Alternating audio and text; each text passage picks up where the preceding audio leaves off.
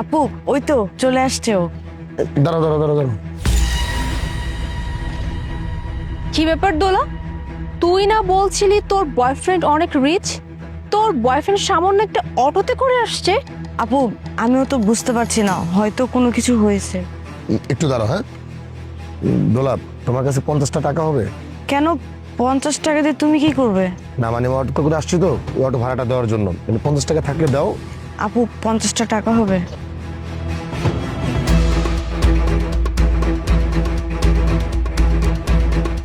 এই নাও। হ্যাঁ আমি আসছি। দোলা, তুই এইরকম একটা ছেলের সাথে রিলেশন করছিস, হ্যাঁ? যার কাছে কিনা সামান্য অটো ভাড়া দেওয়ার মতো 50 টাকা নাই, আর ওই ছেলের সাথে দেখা করার জন্য তুই আমাকে নিয়ে আসছিস? আপু নিশ্চয়ই কোনো ঝামেলা হয়েছে, আমি বিষয়টা দেখছি। আসতেছি। এই নাও। ঠিক আছে, চলো আমরা বসি। ঠিক আছে চলো আপু চলো। স্যার এই যে বিলটা। এক্সকিউজ মি, আপনি বিলটা কাকে দিচ্ছেন? হ্যাঁ, হো বিল পে করবে? বিলটা আমাকে দিন, আমি পে করে দিচ্ছি। দিন।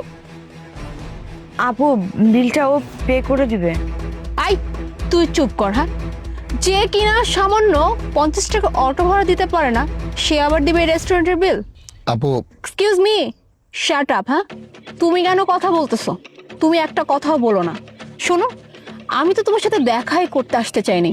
এটা তো আমার বোন আমাকে অনেক রিকোয়েস্ট করছে যে আপু প্লিজ চলো ওর সাথে একটু দেখা করো, তাই আমি তোমার সাথে দেখা করতে আসছি। বাট তোমার স্ট্যাটাস আর আমার স্ট্যাটাস কখনো দেখছো? হ্যাঁ, কখনো এইটা ভেবেছো যে তুমি কার সাথে রিলেশন করো? যার কাছে সামান্য অটো ভাড়া নাই, এসে গার্লফ্রেন্ডের কাছ থেকে 50 টাকা অটো ভাড়া চেয়ে নেয়, সে আবার আমার বোনকে ভালোবাসবে, আমার বোনকে বিয়ে করতে চায়। তোমার হয়তো বা কোনো আইডিয়াই নেই যে আমার বোন কতটা রিচ বা আমরা কতটা রিচ। আর তুমি কিনা আসছো আমার বোনের সাথে বিয়ে করার জন্য, আর আবার আমার সাথে দেখা করতেও আসছো। আপু তুমি এভাবে ওর সাথে কেন কথা বলতেছো? আমি ওকে ভালোবাসি। আই, ভালোবাসিস না? শোন, ভালোবাসা নিয়ে জীবনে কিচ্ছু হয় না, বুঝতে পারলি? ভালোবাসা দিয়ে না সংসার চলে না। সংসার চলতে হলে না টাকা লাগে, টাকা, যেটা কিনা তোর এই ছোট লোক ফকিনি বয়ফ্রেন্ডের নাই। যে সামান্য অটোতে করে আসছে, ওকে ফাইন মানলাম, ভাড়াটা পর্যন্ত দিতে পারে না, আর সে কিনা তোকে বিয়ে করবে। আর তুই বলছিস কিনা এই ছেলেকে তুই বিয়ে করবি? ভাগ্যিস মা বাবা এখন এই কথাটা জানতে পারে নাই। মা বাবা যদি জানতে পারতো যে তুই এরকম একটা থার্ড ক্লাস ফকিন্নি ছেলের সাথে রিলেশন করছিস, ইভেন বিয়েও করতে চাস, মা বাবা না জানি কি করতো। আর তোর তো কোনো আইডিয়াই নেই মা বাবা কত ভালো ভালো ছেলে তোর জন্য ঠিক করেছে। হ্যাঁ, আমরা কত ভালো ভালো ছেলে তোর জন্য খুঁজতেছিলাম, ডাক্তার, ইঞ্জিনিয়ার, পুলিশ, আর্মি, এগুলো রেখে কিনা তুই এরকম একটা ফকিন্নি ছেলের সাথে রিলেশন করছিস, আবার একে বিয়েও করতে চাচ্ছিস। স্ট্রেস, আমি জাস্ট অবাক হয়ে যাচ্ছি দোলা, তুই সব ভুলে গেছিস। হ্যাঁ, তোর লাইফস্টাইল কি? আর এই ছেলেকে দেখেই তো মনে হচ্ছে এটা আস্ত একটা ফকিন্নি। আপু তুমি এইভাবে কেন ওর সাথে কথা বলছো? আচ্ছা দোলা, তুমি দাঁড়াও, আমি আপুর সাথে কথা বলতেছি। আপু আসলে এই, একটা কথাও বলবে না। কি এখন তুমি কি বলবে? হ্যাঁ, খুব ভালো করে জানি এখন তিলকে তাল বানিয়ে যা ইচ্ছা তাই বলবে, বাট আমি এতটা বোকা না। ওকে ফাইন, তুমি যেহেতু আমার সাথে দেখা করতে আসছেই, তোমাকে একটা কথা বলি, তোমার কি কোনো আইডিয়া আছে আমার বোনের মান্থলি এক্সপেন্স কত? হ্যাঁ, আমার বোনের মাসের মেকআপ খরচে যে 1 লাখ টাকা, বুঝতে পেরেছো? আমার তো মনে হয় না যে তুমি সারা বছরও 1 লাখ টাকা ইনকাম করতে পারো। আর তুমি কি না আসছো আমার বোনকে বিয়ে করতে? তোমার কোনো আইডিয়া আছে হ্যাঁ আমার বোনের লাইফস্টাইল সম্পর্কে? আরে আমার বোনকে যদি তুমি বিয়ে করো, তাহলে তো তোমার রাস্তায় ভিক্ষা করতে হবে, ভিক্ষা করো, তুমি আমার বোনকে চালাতে পারবে না। কারণ আমার বোনের লাইফস্টাইল অনেক রিচ, অনেক এক্সপেন্সিভ, বুঝতে পারলে? আরে আমার বোন তো দেশের বাইরে ছাড়া শপিংই করে না। আর আমার তো মনে হয় না তুমি এলাকার যে ফুটপাত আছে না, ওখান থেকে আমার বোনকে সামান্য একটা ড্রেস কিনে দিতে পারবে। আর তুমি আসছো আমার বোনকে বিয়ে করার জন্য। শুধু শুধু না নিজের টাইমটা নষ্ট করো না, ঠিক আছে? একটা কথা বলি, দেখা করতে আসছো ভালো কথা, খাওয়া দাওয়া করেছো এটাও ভালো কথা, আজকের পর থেকে আমার বোনের লাইফ থেকে তুমি চলে যাও, বিকজ আমার বোনকে না তুমি বিয়ে করতে পারবে না, কারণ আমার বোনের যোগ্যই তুমি না, বুঝতে পারলে? স্যার এই যে আপনার গিফট, আর গাড়িটা ঠিক হয়ে গেছে, বাইরে রাখা আছে। আমার ওয়ালেটটা কোথায়? গাড়িতে আছে স্যার। আচ্ছা ঠিক আছে, তুমি গাড়িতে যাও, আমি আসতেছি। দোলা এই নাও, এই গিফটগুলো তোমার জন্য। আই এম সরি, কি হচ্ছে এখানে? মানে আমি কিছুই বুঝলাম না। গাড়ির চাবি, এতগুলো গিফটস, মানে হচ্ছে কি সব? আমি আপনাকে বলছি আপু, আসলে আপনি যদি আমাকে কথা বলতে দিতেন তাহলে হয়তো আপনার এতগুলো কথা বলাই লাগতো না।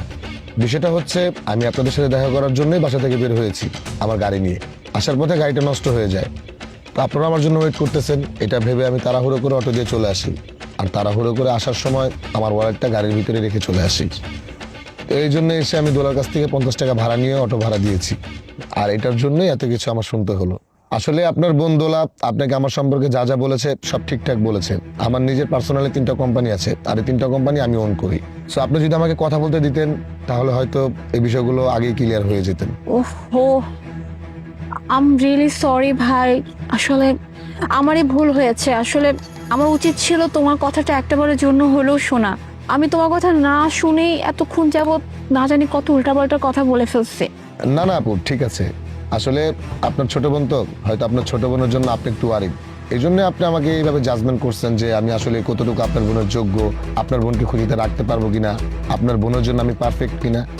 কিন্তু বেসিক্যালি হয়েছে কি আপু, আমাদের না মানুষকে দেখে জাজমেন্ট করাটা উচিত না। আসলে মানুষের ভিতরটা কিরকম, মানুষটা কিরকম সেটা দেখে জাজমেন্ট করা উচিত। কোনো মানুষের কাছে টাকা পয়সা আছে কিনা বা টাকা কতটুকু আছে এগুলো দেখে জাজমেন্ট করাটা ঠিক না। টাকাটা চাইলে পরেও ইনকাম করে নেওয়া যায়, কিন্তু মানুষের মনুষ্যত্ব, মানুষটা কিরকম, মানুষের ভিতরটা কিরকম সেটা দেখাটা ইম্পর্টেন্ট। আর তার থেকে বড় কথা হচ্ছে আপু, টাকা পয়সা দিয়ে কিন্তু সুখ কিনা যায় না।